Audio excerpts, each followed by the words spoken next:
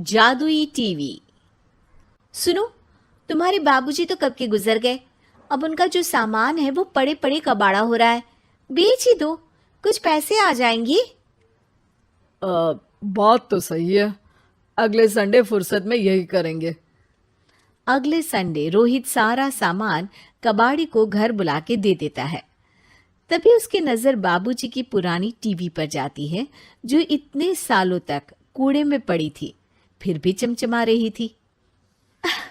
TV तो देखो, जैसे एकदम नई हो। हाँ, बाबूजी को टीवी देखना बहुत पसंद था। उनका सपना था कि वो टीवी पे आए।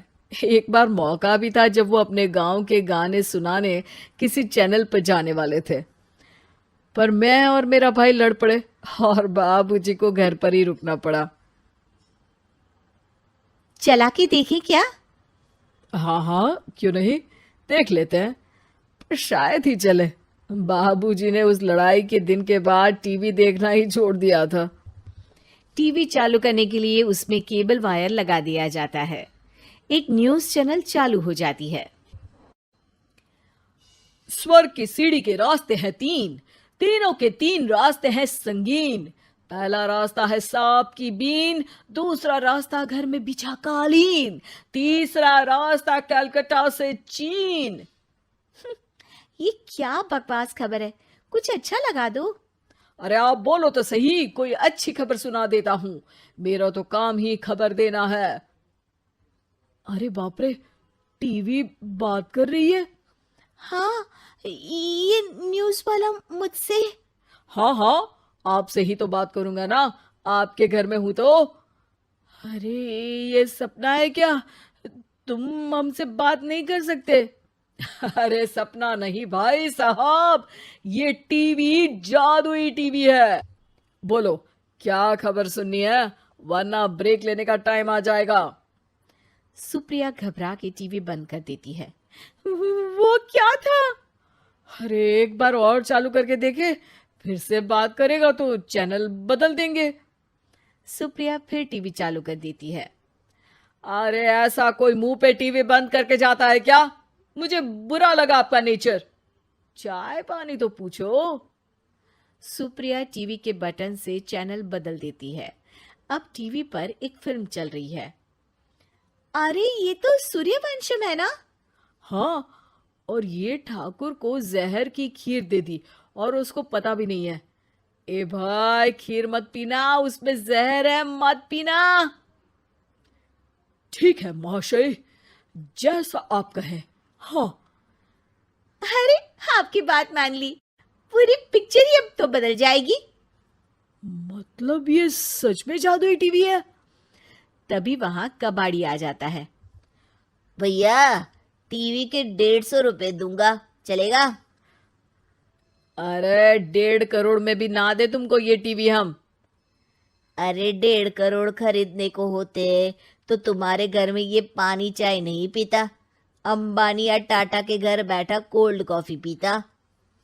रोहित कबाड़ी का हिसाब करके उसे वहां से चलता करता है और अपने भाई शशिकांत को फोन लगा के बुलाता है। शशि थोड़ी ही देर में वहां पहुंच जाता है। क्या हो गया भैया? अरे बाबूजी का टीवी याद है? हाँ हाँ, जिसमें घुसे रहते थे हमेशा वो, और अपने को कुछ नहीं देखने देते थे। अरे वो अब जादुई टीवी बन गया है। भैया, आपकी बकवास करने की आदत अब तक नहीं गई। अरे आपके घर में बच्चे हैं, अब तो बड़ों जैसी बात करो। रोहित जाके टीवी चालू कर देता है। टीवी पर एक जादू का शो हो रहा है जिसमें एक जादूगर है। अब मैं अपनी टोपी में से कबूतर निकालूंगा। श्रिंग ब्रिंग शरिंग बम फोपा फुफी फुफा बाउ। टीवी से कबूतर निकलता है और शशिकांत के सर पर आकर बैठ जाता है। भैया, ये क्या हो रहा है? भैया इसे उड़ाओ। ए कबूतर, जा जा, कबूतर चल निकल। अब मैं टोपी में से सांप। सांप सुनते ही शशिकांत कांप जाता है और भाग के टीवी बंद कर देता है। भैया, सॉरी भैया, मैं समझ गया ये सच में जादुई टीवी है, पर एक बार और ट्राई करते हैं। पर भाभी, कोई दूसरा चैनल लगाओ। हाँ, जिसमें डर ना लगे। सुप्रिया टीवी चला देती है और न्यूज लगा देती है। अरे कितने दिनों बाद मुझे याद आया, बताइए क्या खबर सुनाओ। और ये नया आदमी कौन है? ये मेरा भाई है शशिकांत।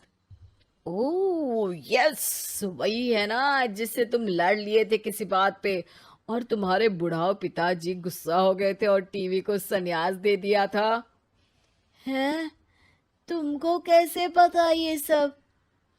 इस टीवी में रहने वाले आदमी से लेकर कबूतर तक को तुम्हारे बाबूजी और तुम्हारी बातें पता है, इसलिए तो ये जादुई टीवी है। ये टीवी क्या कर सकती है वैसे? तुम जो मांगो दे सकती है। कहानी बदल सकते हो, खबर बदल सकते हो, कोई चीज मांग सकते हो। अरे भैया, ये टीवी मैं लेके जा रहा हूँ। बाबूजी का लाडला तो मैं ही था ना। अरे ऐसे कैसे? मैं बड़ा बेटा था, अब तक मेरे घर में टीवी थी ना। अब तक कहाँ गए थे पिताजी के लाडले? तुम्हारी गलती का एहसास भी है। अरे भैया, ज्यादा ना बोलो वरना भूल गए आपके दांत तोड़ दिए थे मैंने उस लड़ाई में। मेरी बीवी के सामने मेरी बेइज्जती करता है। रुक। दोनों भाई हाथापाई पे उतर जाते हैं। रुक, बताता हूं तुझे कि कौन बड़ा है। अरे छोटे का दम तो देख लीजिए आप। ये खबर आपके बाबूजी को देता हूं। तभी टीवी अचानक बंद हो जाता है। अरे शायद टीवी नाराज हो गया। और लड़ लो, आए बड़े खली बनने। टीवी से एक तेज रोशनी निकलती है और टीवी में बाबूजी दिखाई देते हैं। बापूजी आप? इतना चकरा क्यों रहा है? अपने बाप को नहीं पहचानता क्या? ये तो ऐसा ही है बाबूजी। प्रणाम बाबूजी। अरे चुप कर, तुम दोनों ही उल्टे हो। तुम्हारी वजह से मैंने टीवी में आने के सपने को छोड़ दिया, तुम्हारी लड़ाई की वजह से। और तो और, जितना मैं अपनी बीवी को नहीं देखता था उतना टीवी को देखता था, वो भी छोड़ दिया तुम दोनों की लड़ाई की वजह से। और अब मरने के बाद जब मैंने टीवी को जादुई टीवी बना दिया तो भी तुम इसका फल लेने की जगह लड़ रहे हो। अरे तुम तो लायक ही नहीं हो। अब तुमको बाबा जी का ठुल्लू भी नहीं मिलेगा। बाबूजी चले जाते हैं। टीवी बंद हो जाता है। रोहित और शशिकांत गिड़गिड़ा के टीवी के सामने हाथ जोड़ के बाबूजी को बुलाते हैं, पर टीवी सिर्फ धुआं निकालता रहता है।